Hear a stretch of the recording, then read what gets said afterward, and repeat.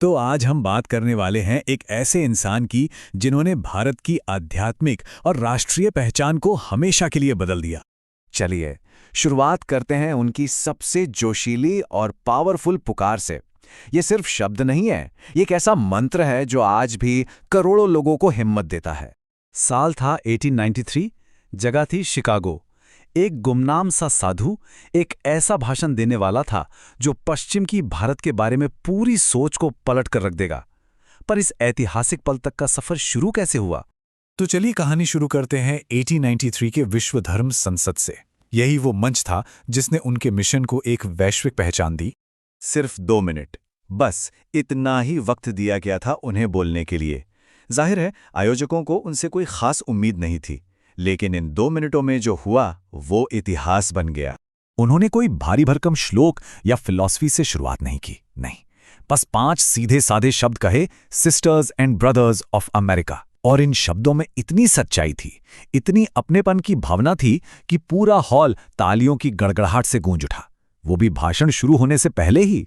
इसका असर अमेरिका का प्रेस मतलब मीडिया एकदम हैरान रह गया।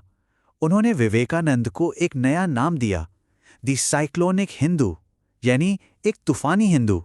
तो आखिर कौन थे ये इंसान? इस ऐतिहासिक भाषण के पीछे कहाँ से आए थे? चलिए थोड़ा पीछे चलते हैं उनकी शुरुआत में। उनका शुरुआती जीवन नरेंद्रनाथ दत्ता के रूप में 2 दुनियाओं का एक संगम था। एक तरफ तो वो वेस्टर्न एजुकेशन ले रहे थे, उनका दिमाग एकदम तर्क से भरा था, और दूसरी तरफ उनके अंदर स्पिरिचुअलिटी की एक गहरी प्यास थी। और फिर उनकी मुलाकात हुई अपने गुरु रामकृष्ण परमहंस से, जिन्होंने उन्हें एक बहुत ही सिंपल पर बहुत ही गहरी बात सिखाई।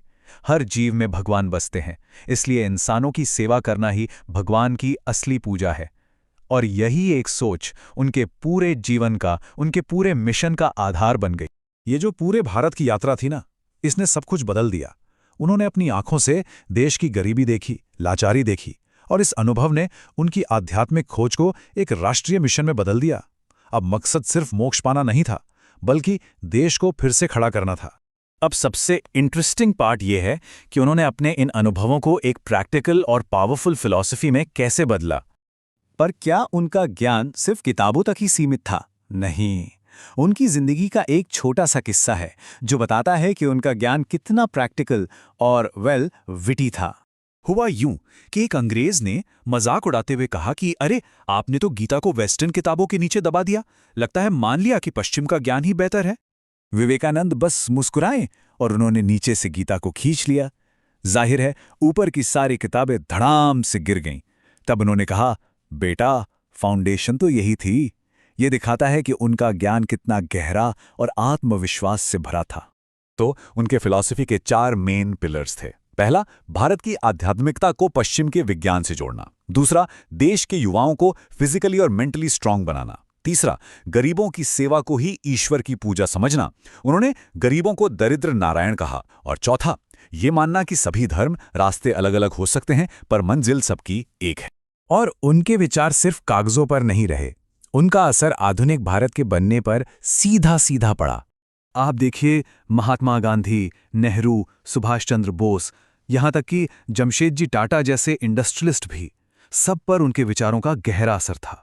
उन्होंने एक पूरी पीढ़ी को इंस्पायर किया जिसने आधुनिक भारत की नींव रखी। और उनका राष्ट्रवाद का आइडिया भी वेस्टर्न मॉडल से एकदम अलग था। जहां पश्चिम का राष्ट्रवाद लड़ाई और कंपटीशन पर टिका था, वहीं विवेकानंद ने भारत माता की बात की, एक आध्यात्मिक एकता की जो तोड़ने वाली नहीं बल्कि जोड़ने वाली थी। सोचिए, सिर्फ 39 साल की उम्र में 1902 में उन्होंने दुनिया छोड़ दी, लेकिन उनकी विरासत वो आज भी जिंदा है और भारत को रास्ता दिखा रही है। उनका जन्मदिन 12 जनवरी भारत में नेशनल यूथ डे के तौर पर मनाया जाता है। और ये सिर्फ एक छुट्टी नहीं है, ये इस बात का प्रतीक है कि विवेकानंद को देश के नौजवानों पर कितना भरोसा था। वो मानते थे कि देश को यही युवा बदलेंगे।